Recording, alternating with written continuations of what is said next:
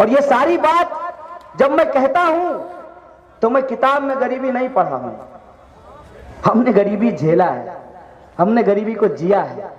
आंगनबाड़ी का वेतनमान बढ़ाना इसलिए जरूरी है क्योंकि मेरी माँ ही आंगनबाड़ी में काम करती है, हम जानते हैं उनकी क्या हालत होती है।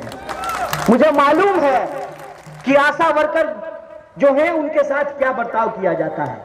आप मुझे बताइए, 400 रुपया वृद्धा पेंशन मिलता है, 350 रुपया का तो मोबाइल रिचार्ज होता है। क्या बूढ़ा को नहीं मन होगा बूढ़ी से बतियाने का है? आप 400 रुपया वृद्धा पेंशन देते हैं, क्या हो जाएगा 400 रुपया में?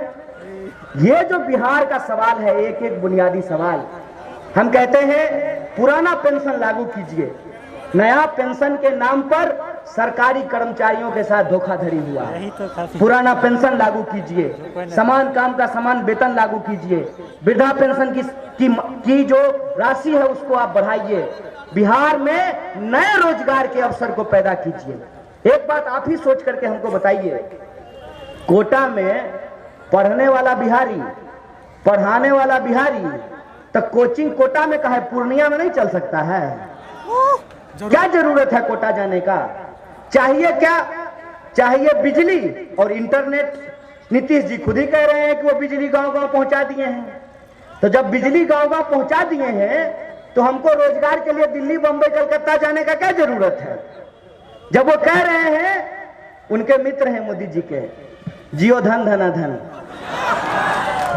जब इंटरनेट आ गया है, बिजली आ गई है और सब काम जब इंटरनेट से ही हो सकता है, तो बिहार का लड़का इंजीनियरिंग करने के लिए ग्वालियर क्यों जाए और काम करने के लिए गुड़गांव क्यों जाए? इंजीनियरिंग कॉलेज बिहार में भी खुल सकती है और काम जो है बिहार में भी किया जा सकता है। कॉल सेंटर भागलपुर में भी हो सकता है, पूर्णिया में भी हो सकता है, मुजफ्फरपुर में भी हो सकता है। लेकिन दिक्कत इस बात की है कि ये चाहते नहीं हैं कि बिहार के 12 करोड़ लोगों के आत्मसम्मान के लिए कुछ भी किया जाए, क्योंकि इनके लिए हम सस्ते मजदूर से अलावे और कुछ नहीं है। इसीलिए ये हमारे क्षेत्र में, हमारे प्रदेश में कोई विकास नहीं करना चाहते हैं। जब चुनाव आता है बस लिट्टी चोखा खाना शुरू कर देते हैं। ए महाराज, बिहार में खाली लिट्टी चोखा होता है? बिहार में बहुत कुछ होता है।